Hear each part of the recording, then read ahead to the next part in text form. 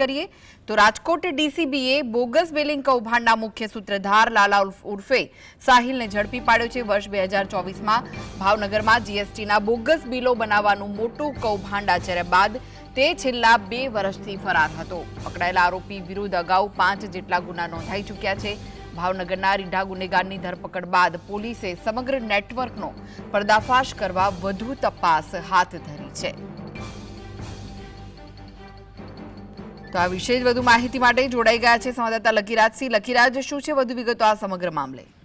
જી કૃષ્ણા, આપને જણાવી દઉં કે 2024માં ભાવનગર જિલ્લામાં જીએસટીના કૌભાંડનું જે સમગ્ર કૌભાંડ છે તે સામે આવ્યું હતું। બોગસ બિલ જે આ શખ્સો છે તે બનાવતા હતા, જેને લઈને પોલીસે તપાસ હાથ ધરી હતી।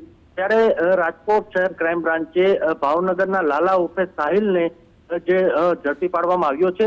અગાઉ આરોપી છે જે 5 જેટલા ગુનાઓમાં જે પોલીસ ચોપડે ચડી ચૂક્યો છે, ત્યારે સમગ્ર મામલે પોલીસે ધરપકડ કરીને તપાસ હાથ ધરી છે।